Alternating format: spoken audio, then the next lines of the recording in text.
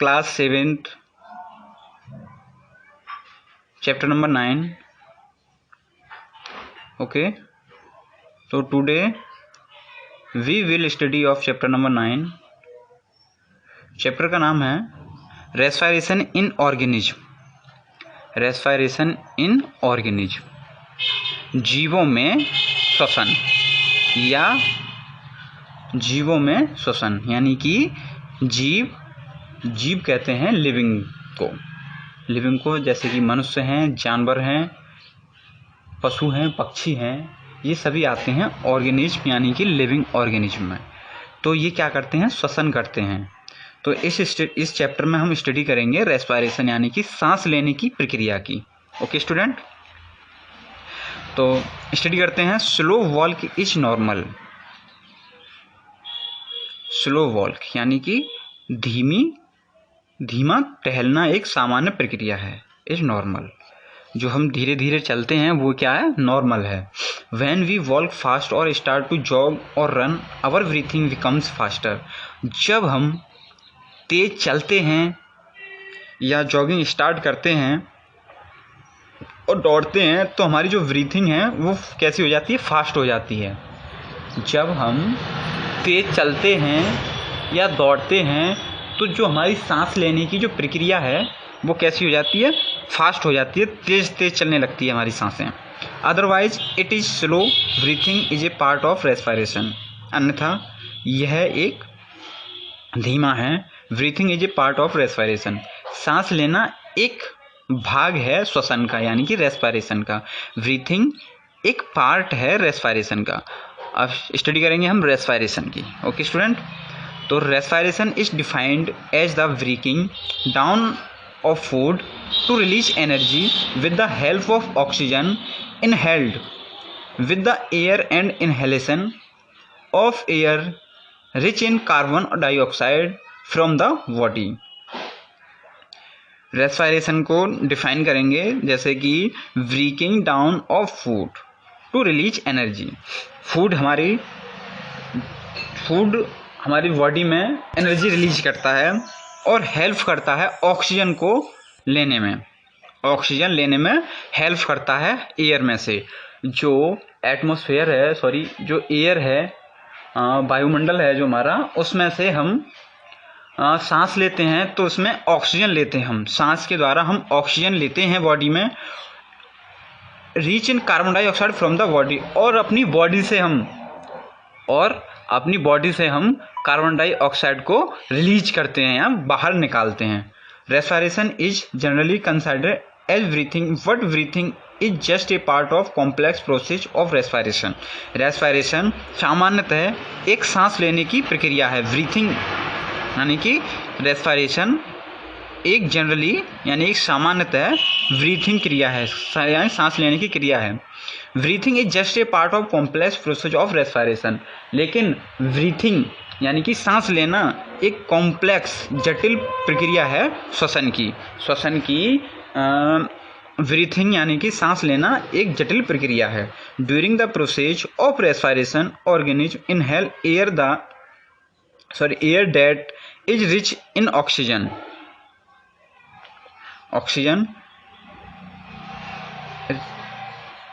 This oxygen reached blood and comes in contact with the body cells.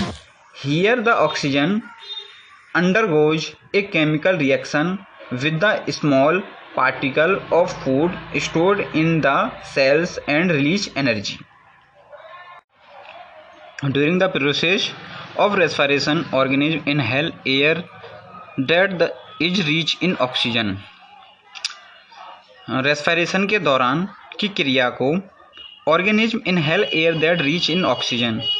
जो air में से जो सांस हम लेते हैं, जीवों द्वारा जो सांस ली जाती है वह ऑक्सीजन में पहुंचती है.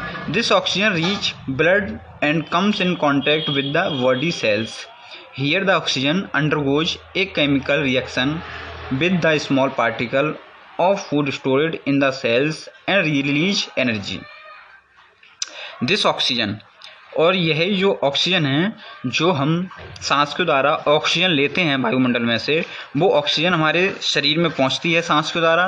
दिस ऑक्सीजन रीच, वह ऑक्सीजन अब पहुंचती है ब्लड यानी कि ब्लड में, and come in contact the body cells, और जो शरीर की जो सेल्स होती हैं वह उनके संपर्क में आती है। Here the oxygen undergoes a chemical reaction with the small particle of food stored in the cells and release energy।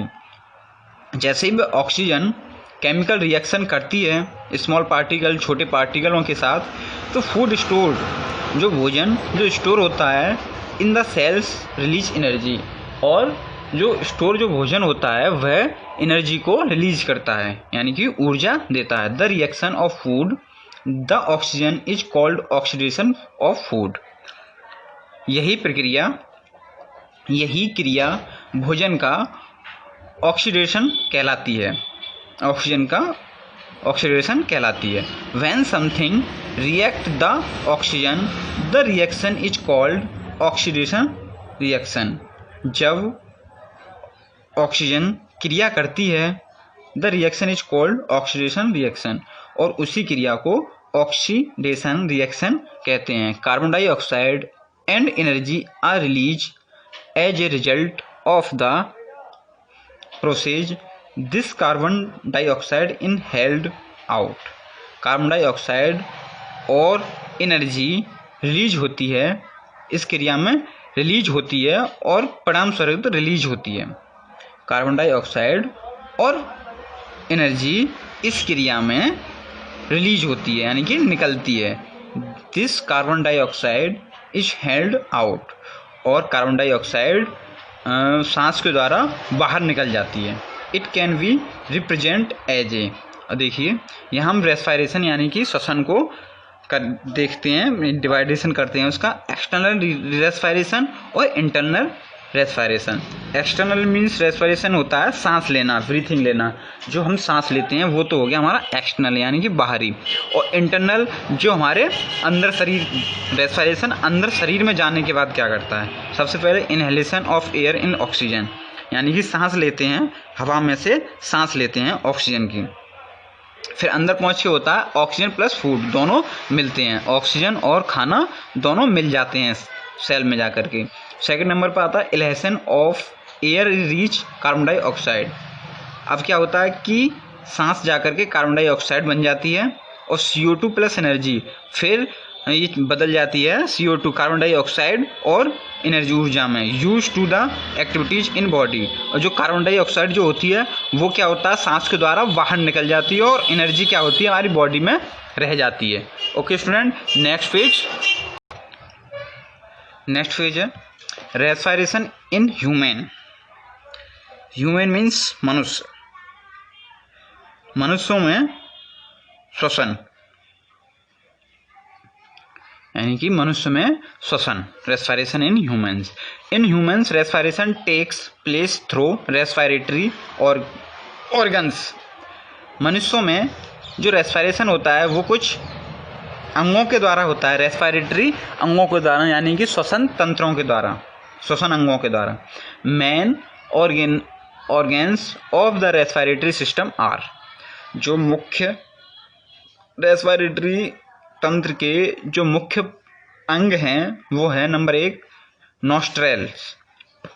नॉस्ट्रेल्स means होता है जो हमारी नाक होती है उसको बोलते हैं नथुने, जो कहते हैं इसको, वो होता है नॉस्ट्रेल्स। नंबर 2 होता है फेरेंक्स, ये होती है ग्रसनी। ट्रैकिया, इसको बोलते हैं श्वास नली। ट्रैकिया जो होती है वो होती है एक नली होती है बॉडी में इस तरीके की, ये जो बॉडी है इसको बोलेंगे हम ट्रैकिया। देखिए यहाँ लिख रखा है नसल कैविटी यानी कि नाक, nostril, oral cavity, Franks, trachea, ये हमारी है ट्रैकिया। जो हल्की सी ब्लू कलर की जो दिखाई दे रही है इसको बोलते हैं हम ट्रैकिया। नेक्स्ट है ब्रोंची, उसके बाद ब्रोंचुल्स, और नेक्स्ट आता है 6 पर pair of lungs. Lungs means होता है फेफड़े। फेफड़े कितने होते हैं 2, ठीक है। राइट और लेफ्ट के, यानी कि दो फेफड़े होते हैं, एक होता है राइट में, एक होता है लेफ्ट में, जहाँ सांस जा कर के पहुँचती है। ठीक है, अब आता है नंबर 1 ब्रीथिंग, यानी कि सांस। Breathing involve 2 step. Breathing 2 step में आती है, यानी कि 2 स्टेप में आती है, इनहेलेशन और ब्रीथिंग इन ऑफ एयर। तो ब्रीथिंग इन्वॉल्व 2 स्टेप, इनहेलेशन और ब्रीथिंग इन एयर, यानी कि सांस लेना या हवा में सांस लेना, एयर में सांस लेना, जिसको बोलते हैं ऑक्सीजन। नंबर 2 इनहेलेशन और ब्रीथिंग आउट ऑफ एयर, सांस या सांस को छोड़ना, जो होती है कार्बन डाइऑक्साइड। जो सांस हम छोड़ते हैं, जो बॉडी से रिलीज करते हैं, उसको बोलते हैं कार्बन डाइऑक्साइड, और जो एयर में से जो सांस लेते हैं वो होती है हमारी ऑक्सीजन गैस। ओके, तो inhalation involve the intake of oxygen rich air, while air rich in the carbon dioxide is released during inhalation। Inhalation यानी कि सांस लेने में ऑक्सीजन यानी एयर में से ऑक्सीजन शामिल होती है, जबकि एयर में कार्बन डाइऑक्साइड इज रिलीज, और हवा में कार्बन डाइऑक्साइड बाहर निकलती है। सांस लेने के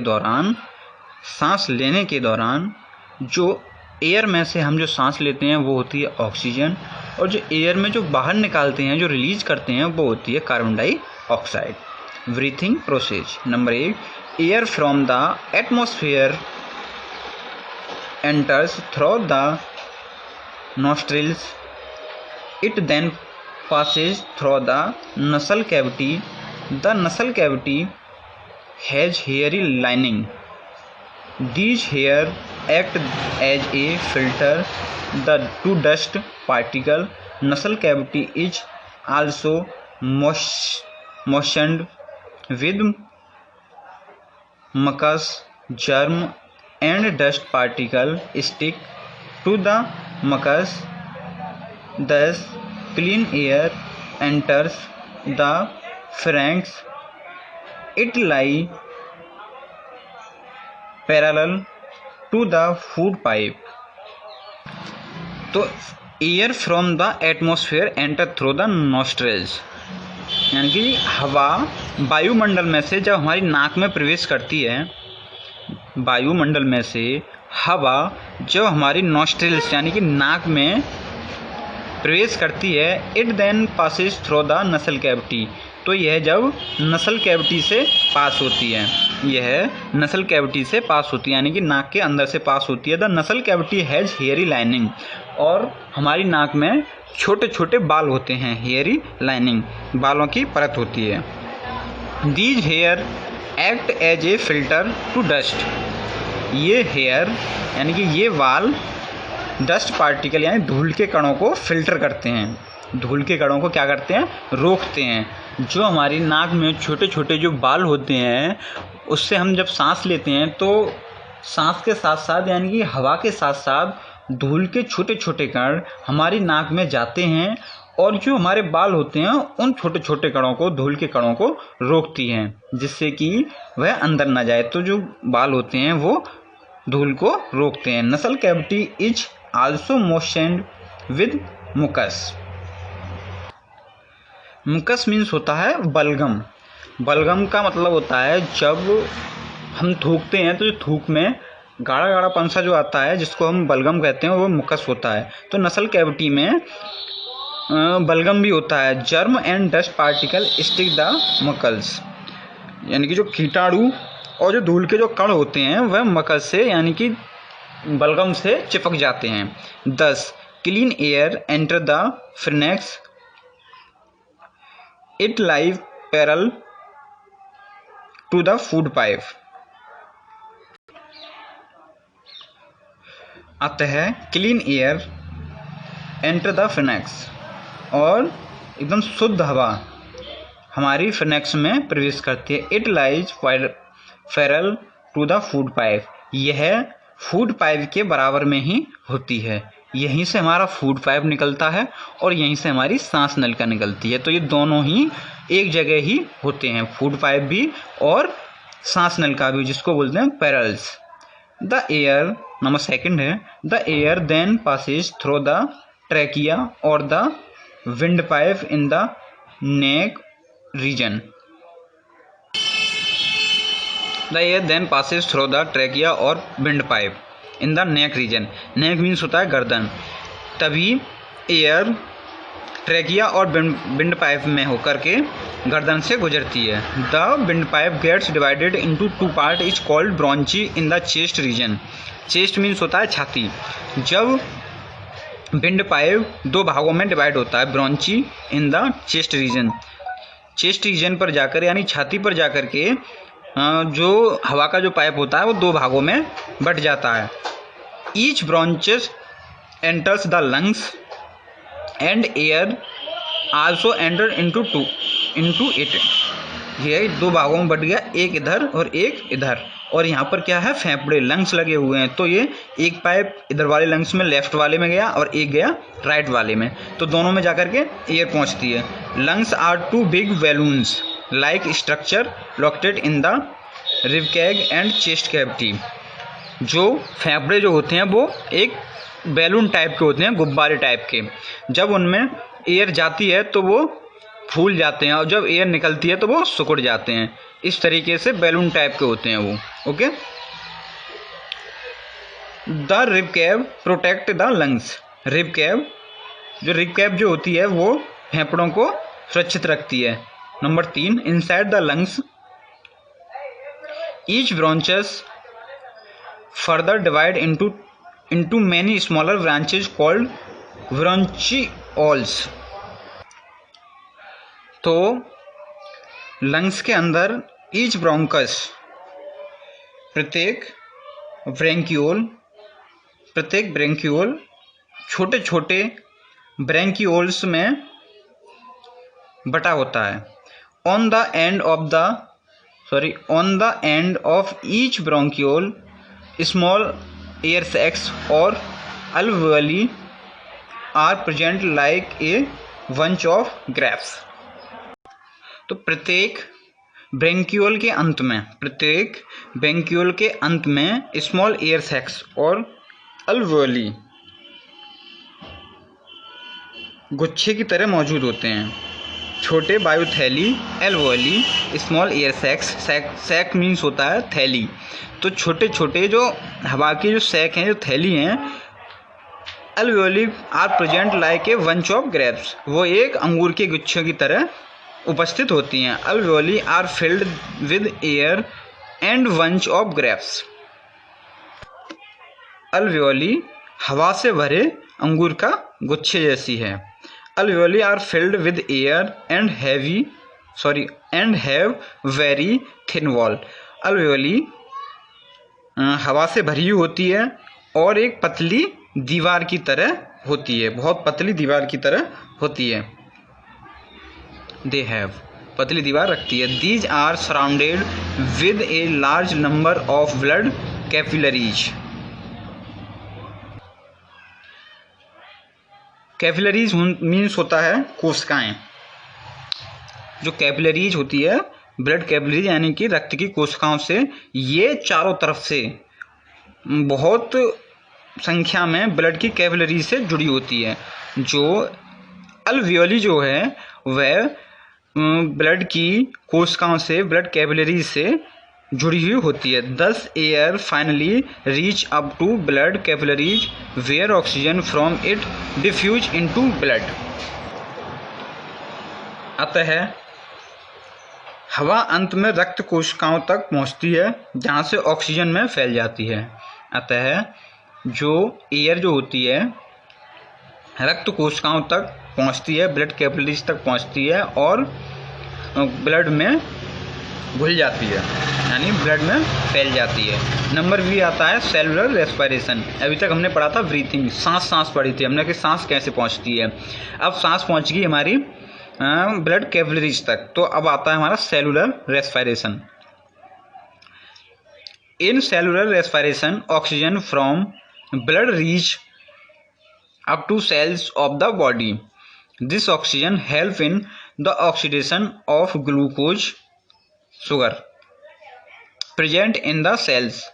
It produce carbon dioxide and water. Energy is released in the process. The chemical reaction of the process is. तो इन सेलुलर रेस्पायरेशन, कोशिकीय श्वसन में, सेलुलर रेस्पायरेशन में रक्त से ऑक्सीजन शरीर की कोशिकाओं तक पहुंचता है।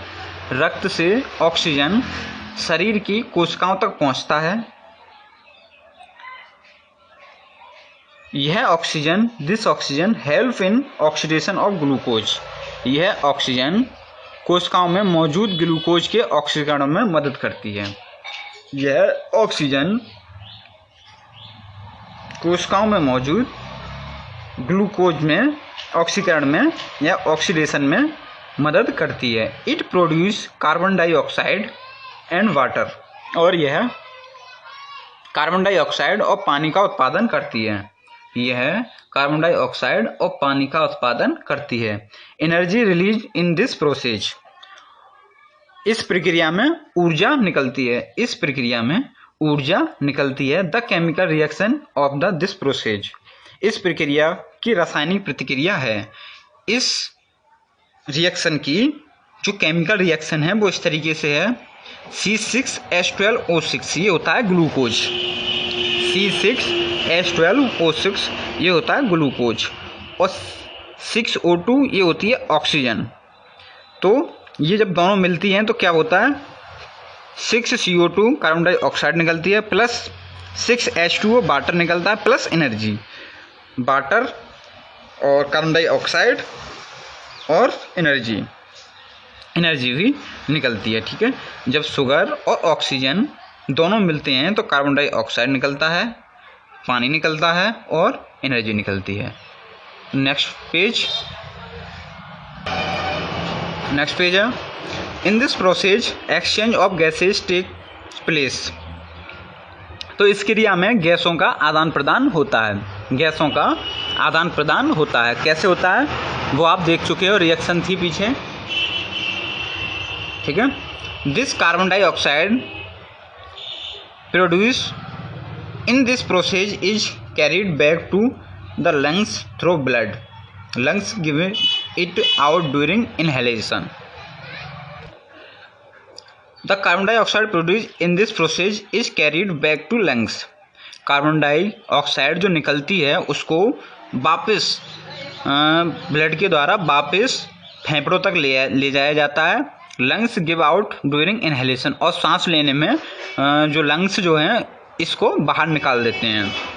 होता क्या है कि एटमॉस्फेयर में से हम एयर के द्वारा यानी कि नाक के द्वारा हम ऑक्सीजन को बॉडी में अंदर लेते हैं। ठीक है, जो सांस नली के द्वारा फेफड़ों तक पहुंचती है। फेफड़ों में पहुंचने के बाद फेफड़ों में पहुंचने के बाद ब्लड सेल से मिलती है। ब्लड सेल से और शुगर की क्रिया होने के बाद ये क्या होता है कि 3 पार्टों में बट जाती है, एनर्जी, कार्बन डाइऑक्साइड और वाटर में। तो जो कार्बन डाइऑक्साइड जो बचती है उसको ब्लड के द्वारा फेफड़ों तक वापस ले जाया जाता है। कहाँ तक? फेफड़ों में वापस ले जाया जाता है।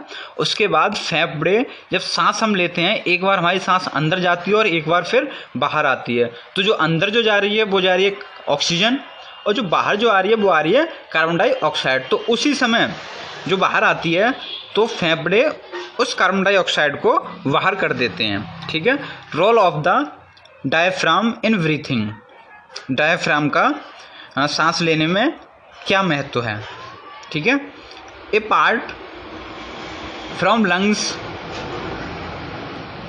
And other respiratory organs, a special muscular structure called the diaphragm is also involved in the process of breathing. फेफड़े और रेस्पिरेटरी अंग के अलावा एक स्पेशल मस्कुलर संरचना वाला पार्ट है डायफ्राम, जो सांस लेने की क्रिया में शामिल होता है, यानी कि लंग्स यानी फेफड़े और रेस्पिरेटरी सिस्टम जो होता है, उसके अलावा एक और पार्ट है जो सांस लेने की क्रिया में शामिल होता है, जिसका नाम है डायफ्राम। ठीक है। As we breathe in air our chest cavity expands and to expel out air it contract. तो जब हम सांस लेते हैं, as we breathe in air, जब हम सांस लेते हैं तो हमारी जो चेस्ट की जो कैविटी है, जो हमारी छाती है, वो सांस लेने में एकदम फूलती है और निकालने में सिकुड़ती है। ठीक है। जो हमारी छाती है, जो चेस्ट है, वो सांस लेने में क्या होता है, फूलता है, और सांस निकालने में सिकुड़ता है, पिचकता है। ठीक है। This expansion and contraction of the chest cavity is controlled by the diaphragm and muscles attached between the rib bones. The diaphragm is a muscular sheath attached to the base of the rib cave of chest cavity. तो this expansion of contraction the chest cavity के द्वारा chest cavity के फैलने के, इन construction फैलने के और सिकुड़ने को डायफ्राम और पसली की हड्डियां के बीच मांसपेशियों द्वारा नियंत्रित किया जाता है। यानी कि चेस्ट कैविटी इस फैलने और सिकुड़ने को डायफ्राम और पसली की हड्डियों के बीच मांसपेशियों द्वारा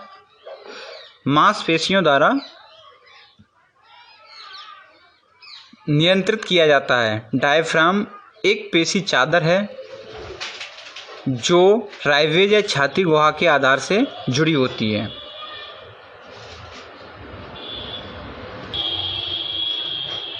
the diaphragm is a muscular seat.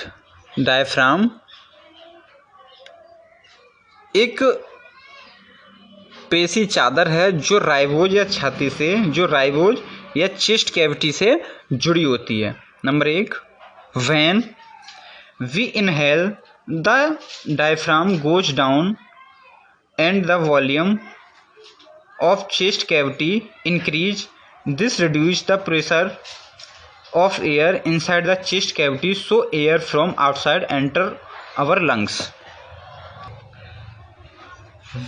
When we inhale, जब हम सांस लेते हैं तो डायफ्राम गोज डाउन, यानी कि जब हम सांस लेते हैं तो डायफ्राम नीचे चला जाता है और chest cavity increase the volume, और चेस्ट कैविटी बढ़ जाती है। चेस्ट कैविटी बढ़ जाती है। This reduce the pressure of air inside the chest cavity. यह चेस्ट के अंदर एयर के दबाव को या एयर के प्रेशर को कम करता है। Air from outside enter our lungs, और जो एयर जो होती है वो फेफड़ों के आउटसाइड यानी कि आजू बाजू में प्रवेश कर जाती है। Number 2, at the time of inhalation, जब हम सांस लेते समय the diaphragm moves up and A pressure in extern on the lungs, this pushes the air out. सांस छोड़ते समय या सांस लेते समय डायफ्राम ऊपर बढ़ता है, डायफ्राम मूव्स अप, ऊपर बढ़ता है, एंड ए प्रेशर, और फेफड़ों के दबाव पर डाला जाता है, इन एक्सटेंड ऑन द लंग्स, फेफड़ों पर दबाव डाला जाता है। This process the air out, यह हवा को बाहर धकेलता है, और यह हवा को क्या करता है, बाहर धकेलता है। ओके स्टूडेंट, इसकी रिमेनिंग पार्ट की या रिमेनिंग चैप्टर की स्टडी हम नेक्स्ट पार्ट में करेंगे। Okay student.